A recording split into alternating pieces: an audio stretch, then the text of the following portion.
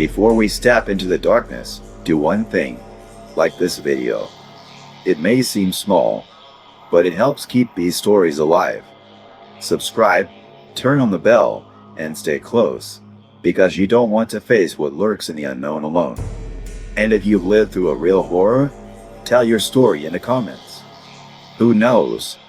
It might just resurface here and haunt us all.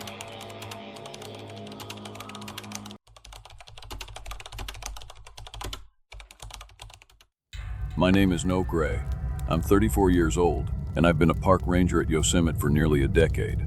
I've always loved the solitude that comes with the job, the vast wilderness, the quiet moments that most people never get to experience. It's a kind of peace you can't find anywhere else. But last fall, something happened that shattered that peace. I thought I understood this park, that I knew its rhythms, its secrets. I was wrong. What I'm about to tell you isn't easy to talk about, but it's something I need to share. It started like any other day. The crisp autumn air had settled over Yosemite, and the trees were ablaze with fiery reds and golds. The park was quieter than usual. Tourist season was winding down, and most of the trails were empty. I was working out of the South Station when the call came in. "Gray, you up for a patrol near Lost Creek?" My supervisor, Mark, asked over the radio. "Sure," I replied, already grabbing my pack. Lost Creek wasn't a heavily trafficked area, but we'd been getting reports. Hikers hearing strange noises, a couple of people claiming they'd seen shadows moving where there shouldn't be any. Mark hesitated before replying. "Just keep your radio on, and don't go too far off the marked trails." "Got it," I said, though I couldn't help but smirk. Mark had always been a bit superstitious, prone to buying into the local legends. I chalked it up to too many nights spent listening to campfire stories. The hike out to Lost Creek was uneventful at first. The trail wound through dense forest, the kind of quiet only broken by the crunch of leaves underfoot and the occasional rustle of squirrels in the underbrush. I stopped a few times to take notes. Fallen branches here, a bit of erosion there, standard maintenance checks. But as I got closer to the creek, something changed. The air felt heavy, like a storm was about to break, though the sky was clear. The usual sounds of the forest faded until there was nothing but silence. I paused, scanning the trees around me. "Hello," I called out, my voice sounding too loud in the stillness. No answer. I shook it off and kept moving, telling myself it was just my imagination. But a few minutes later, I found something that made me stop dead in my tracks. It was a notebook lying half buried in the dirt. The cover was torn, the pages warped from exposure to the elements. I picked it up, brushing off the dirt, and opened it. The handwriting inside was frantic, the words scrawled in uneven lines. Most of it didn't make sense, rambling sentences about shadows and whispers. But one line stood out: "They're watching, always watching." I glanced around, suddenly feeling exposed. The trees seemed to loom closer, their shadows stretching farther than they should in the late afternoon light. "Probably some camper messing around," I muttered, tucking the notebook into my pack. As I approached the creek, the unease grew stronger. The area was eerily pristine. No signs of animals, no fallen leaves in the water. It was as if nature had frozen in time. I noticed a small pile of stones near the edge of the creek. At first, I thought it was a cairn, but the arrangement was strange. Too precise, almost ritualistic. The stones were stacked in a spiraling pattern, their surfaces smooth and unblemished. A gust of wind rustled through the trees, and I swore I heard something. Faint, almost like a whisper carried on the breeze. "No." I froze, my heart skipping a beat. "No." It came again, faint but unmistakable. It wasn't possible. I was miles from the nearest station, and I hadn't seen another soul all day. "Who's there?" I called out, my voice breaking slightly. No response. I scanned the trees with my flashlight, even though the sun hadn't fully set. The beam caught on something, dark shape moving just beyond the tree line. It was too far to make out clearly, but it didn't look like an animal. I took a step back, my hand instinctively going to the radio clipped to my belt. "Mark, this is Greek copy. Static." "Mark, come in." More static, followed by a faint crackle that could have been a voice, or just interference. I decided to head back. Whatever was going on, it was above my pay grade, and the fading light wasn't helping. But as I retraced my steps, I realized the trail looked different. The trees seemed closer, the underbrush thicker. And then I saw the stones. Another pile identical to the one by the creek sat directly in the middle of the path. My stomach twisted. No-oh, the whisper was louder this time, closer. I didn't wait to find out where it was coming from. I picked up my pace, practically jogging now, my flashlight darting from side to side. The shadows seemed to move with me, growing longer, darker, until they felt almost solid. By the time I reached the edge of the trail, the sun had dipped below the horizon, and the first stars were beginning to appear. I didn't stop until I was back at the station, slamming the door shut behind me. The notebook sat heavy in my pack, and the whispers lingered in my mind. I told myself I was imagining things, that it was just a trick of the light and the wind. But deep down, I knew better. Something had followed me, and it wasn't done yet. If you've made it this far, I need you to listen closely. What I'm about to describe isn't easy to put into words. It's the kind of thing that doesn't just stay in the past. It lingers like a shadow you can't escape. This is when things started to unravel. I didn't know when it started. One moment I was walking through the woods, the light filtering down through the trees in a way that was almost peaceful. The next, everything felt wrong. It wasn't anything obvious at first, just a sense that the air was heavier, like it was pressing down on me. The forest grew quieter, too. No birds, no rustling leaves, just the crunch of my boots on the dirt trail and the faint hum of the wind. I told myself it was normal. Animals go silent sometimes when a predator is nearby. But the silence was different this time. It wasn't the kind that warns.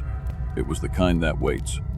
I found the first sign when I veered off the main trail, following a narrow, overgrown path I hadn't noticed before.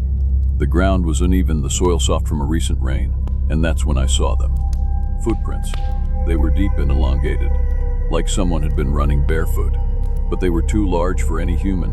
The toes splayed unnaturally wide. I crouched down, studying them, my pulse quickening. Probably a bear, I muttered, though I didn't believe it. The tracks led further into the woods, and against my better judgment I followed. As I walked, the shadows seemed to grow darker, their edges sharper. They flickered in the corners of my vision, darting between the trees.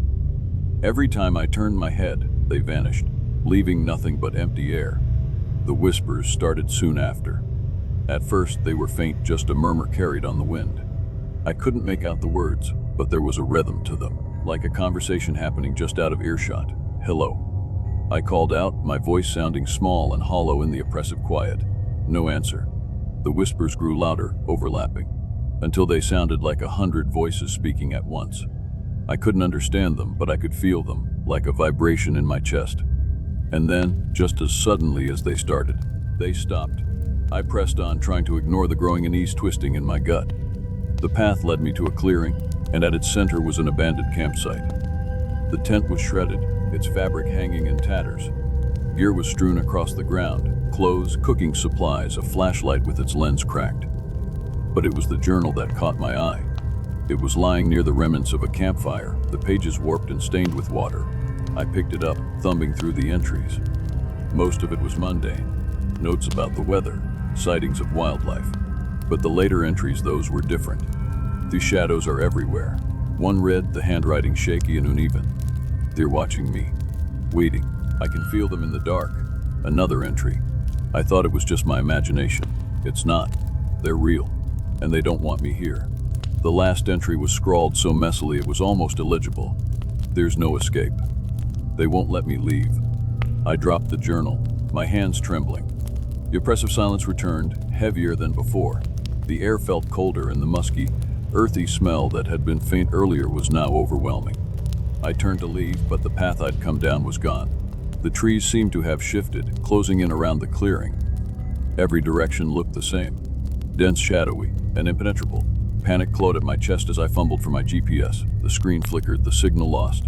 My radio was nothing but static, and then I saw them. The shadows. They weren't just flickering at the edges of my vision anymore. They were there, standing among the trees. Humanoid shapes, tall and unnaturally thin, their forms shifting like smoke. They didn't move, they just watched. I don't know how long I stood there, frozen in place. Time seemed to stretch, the whispers returning in a low, ominous hum. Finally, I forced myself to move, backing away from the clearing. The shadows didn't follow, but I could feel their presence, their eyes, or whatever they had, boring into me. I tried to retrace my steps, but the landscape felt unfamiliar, as if the forest itself had changed. The The trees were gnarled and twisted, their branches clawing at the sky like skeletal hands. The whispers followed me, growing louder with each step. When I finally saw the faint glow of my cabin through the trees, I ran. I burst through the door, slamming it shut behind me. My heart was pounding, my breathing ragged. For a moment, I thought I was safe. But then I saw the shadows outside the windows. They didn't move. They just stood there, their forms blending into the night, their presence suffocating. And that's when I realized the truth. I hadn't left them behind. They were still with me.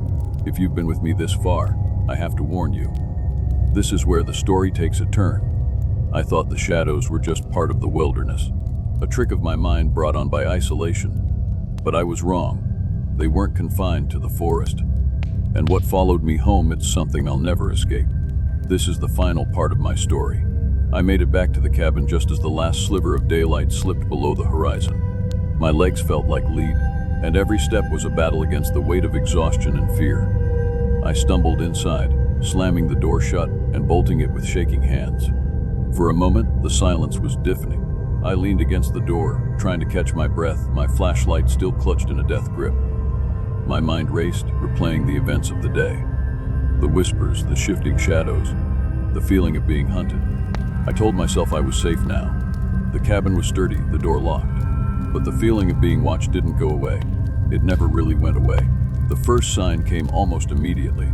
I was sitting by the fireplace, the only light coming from the weak, flickering flames. The oppressive darkness outside pressed against the windows, thick and impenetrable. I tried to calm myself, focusing on the crackle of the fire and the rhythmic sound of my breathing. And then I heard it, a soft scraping noise, like nails dragging across wood. I froze, my heart pounding in my chest. The sound came again, louder this time, moving along the wall outside. It wasn't the wind, it was deliberate. I grabbed my flashlight and shone it toward the window, but all I could see was my own reflection staring back at me. The darkness beyond the glass seemed to pulse, shifting like a living thing. The scraping stopped. For a moment, there was only silence. And then the whispers began. They started faint, barely audible over the crackling fire. A dozen voices, overlapping and echoing, their words unintelligible but dripping with malice. The sound filled the room, growing louder and more insistent. Like they were trying to get inside my head. I staggered back, clutching my ears. "Stop it!" I shouted, my voice breaking. The whispers didn't stop. If anything, they grew louder, more chaotic. And then I saw it. A shadow moved in the corner of the room, just at the edge of the firelight. At first, I thought it was my own, but it didn't match my movements. It was tall, impossibly tall, its edges flickering and shifting like smoke. I aimed the flashlight at it, and for a split second it froze. Its form became more defined, almost human but not quite. Its head tilted to one side as if studying me, and then it lunged. I stumbled backward, the flashlight falling from my hand. The beam swung wildly, casting distorted shadows across the walls. The thing disappeared into the darkness, but the whispers were everywhere now, surrounding me, suffocating me. I grabbed the fire poker and swung it blindly, my breath coming in short, ragged gasps. "Stay back," I shouted, though I wasn't sure who or what I was talking to. The shadows didn't listen. They moved closer, multiplying, their forms flickering in and out of existence. The air grew heavy, pressing down on me, making it hard to breathe. In a desperate move, I grabbed the lantern from the table and lit it, the flame roaring to life. The light pushed the shadows back, but only for a moment. They hesitated, their forms rippling like waves before closing in again. I ran for the door, yanking it open and stumbling outside into the cold night. The forest was no better. The shadows were everywhere, weaving between the trees, their glowing eyes watching me from the darkness. The whispers followed, growing louder, overlapping until they were a deafening roar in my ears. I sprinted toward the trail, my flashlight bouncing wildly in my hand. The shadows moved with me, darting ahead, blocking my path. I swung the light toward them, and they scattered, only to reform seconds later. Every step felt like a struggle, the air growing thicker, the darkness closing in. My vision blurred, and my legs burned, but I couldn't stop. Not now. Not when they were so close. I don't remember how I made it back to the main ranger station. When I stumbled through the door, I collapsed to the floor, gasping for air.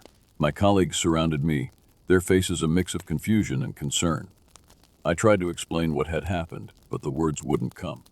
How do you tell someone that shadows chased you through the forest?